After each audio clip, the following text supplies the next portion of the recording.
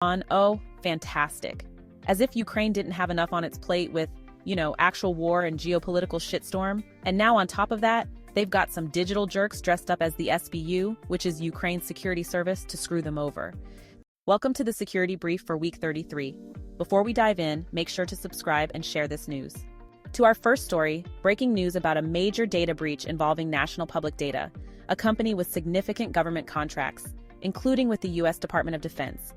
It has been confirmed that this breach has exposed the social security numbers and other personal information of up to 2.9 billion individuals, making it one of the largest data breaches in recent history.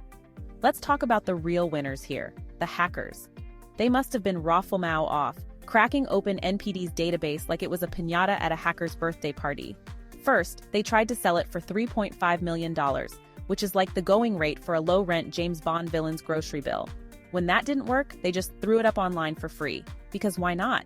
It's like saying, if I can't get rich off this, at least I'll ruin everyone's day. The breach is particularly alarming given National Public Data's role in managing information critical to various government agencies, including the U.S. Department of Defense. This raises significant concerns about national security and the protection of personal data. Who knew that trusting your deepest secrets to a company with the same security standards as a rusty screen door was a bad idea? According to Troy Hunt, the creator and maintainer of the Have I Been PW'd (HIBP) search service for compromised personal data, there were 134 million unique email addresses in one version of the NPD leaked database he analyzed. Not all the information may be accurate, though. Tests from bleeping computers showed that some people were associated with someone else's name. NPD's response is that if significant developments occur, the company will try to notify the impacted individuals. Moving on. Evolution Mining, one of the nation's largest gold producers, has confirmed that it fell victim to a ransomware attack on August 8, 2024.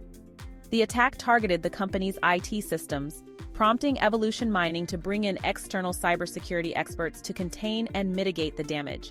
So Evolution Mining gets hit by a cyber attack, and instead of being transparent about the potential storm of leaked data, they opt for the classic "nothing to see here, folks" routine. Meanwhile, they've got the Australian Cybersecurity Centre on speed dial, and yet no one's taking credit for this little digital heist. And let's not forget, this isn't just a one-off. Northern Minerals got bent over by ransomware a couple of months ago. Here's where it gets interesting. Evolution Mining says their operations won't be materially impacted. So, while their IT systems might have been held for ransom, the gold keeps flowing. It's like saying, you can't hold our data for ransom when our real treasure is underground. Australia's mining sector is practically handing out invitations for these attacks. Guess they'll just keep digging. Moving on. Oh, fantastic. As if Ukraine didn't have enough on its plate with, actual war and geopolitical shitstorm. And now on top of that, they've got some digital jerks dressed up as the SBU, which is Ukraine's security service, to screw them over. They sent out emails that looked as official as a government stamp on a Monday morning, but instead of policy updates, they delivered a RAT, remote access Trojan. These hackers managed to trick over 100 government drones into downloading a RAT. No, not the furry kind, but the kind that gives cybercriminals a front-row seat to sensitive state secrets. The attack, believed to have been initiated in early August 2024, utilized a phishing campaign that lured government employees into downloading malware under the guise of official communications from the SBU.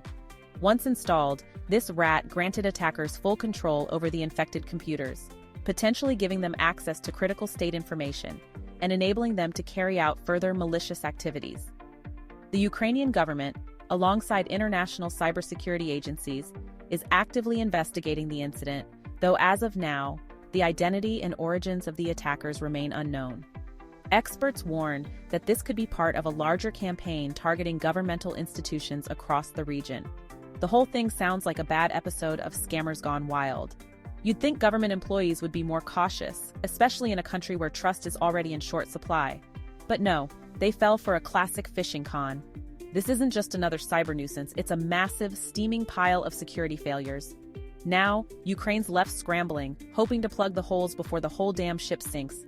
Meanwhile, the cybersecurity experts are out here issuing stern warnings, like telling people not to stick their fingers in an electric socket. In response to this breach, cybersecurity professionals are urging all organizations, particularly government entities, to enhance their security measures and remain vigilant against phishing attacks and other forms of cyber intrusion. To the next news story, Kootenai Health, a prominent healthcare provider in Idaho. On August 14, 2024, it was revealed that a devastating ransomware attack had struck the organization, compromising the personal data of approximately 464,000 patients. The attackers, using the relatively new 3AM ransomware variant, managed to infiltrate Kootenai Health systems, stealing a vast trove of sensitive information before encrypting critical data. They swiped everything but the kitchen sink: names, addresses, birth dates, social security numbers, and your medical history, which, let's face it, is more interesting than most novels. This isn't just data theft. It's like someone stealing your life story and then selling it on the black market. The attackers, feeling rather cheeky, demanded a ransom. It's like a kidnapper calling to say, "We've got your data, and if you want it back in one piece, you'll pay up." Kootenai Health, showing some backbone, said, "No deal," which led to the data got dumped on the dark web for free, like a digital garage sale where everything's priced at steal it if you can. Now any cybercriminal with a dark web membership can have a field day with your medical records.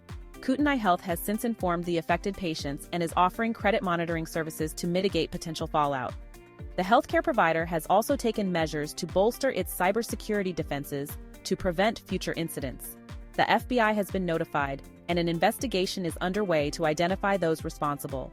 Moving on, Ivanti, a major player in the cybersecurity space, has issued a critical alert regarding a newly discovered vulnerability within their Endpoint Manager Mobile (EPMM) software, formerly known as Mobile Iron Core. This vulnerability, identified as CVE 2024-27945, allows for an authentication bypass that could enable attackers to gain unauthorized access to sensitive systems. This critical flaw was disclosed in mid-August 2024, and alarmingly, a public exploit is already circulating, increasing the risk of widespread attacks. The vulnerability affects all versions of EPMM prior to 11.10.0.2, and Ivanti has urged organizations using the software to apply patches immediately to safeguard their systems. Not only is there a vulnerability, but there's also a public exploit. It's like someone not just finding your hidden key, but also making a copy and selling it on the dark web. This isn't just about losing your digital keys, it's about what those keys unlock. Now, every cybercriminal with a bit of tech savvy can waltz into your digital home. With an exploit in the wild, it's not just a "maybe you should update" situation. It's more of a "if you don't update now, you might as well hand over your data on a silver platter." Ivanti is working overtime, like elves before Christmas, to help users and customers mitigate the risk, but the availability of a public exploit significantly heightens the urgency. The company is advising all users to prioritize patching and to monitor their systems for any signs of unusual activity. To the next story, Microsoft has just rolled out its August 2024 Patch Tuesday update, addressing a staggering 87 security vulnerabilities.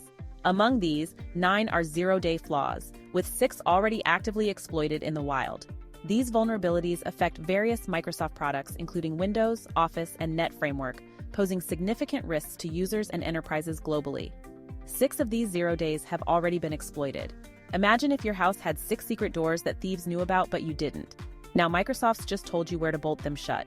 These 87 vulnerabilities could let someone not just peek through your windows but also walk right in, rearrange your furniture, and maybe even take your favorite coffee mug.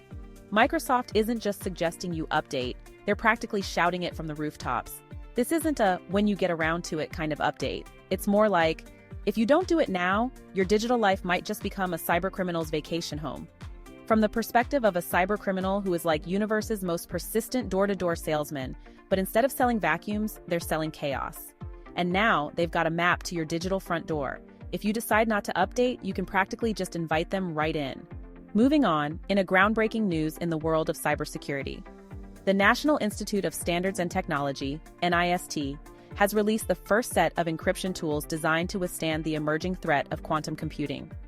This significant milestone, announced in August 2024, marks the culmination of years of research aimed at protecting sensitive data in a future where quantum computers could potentially break current cryptographic methods.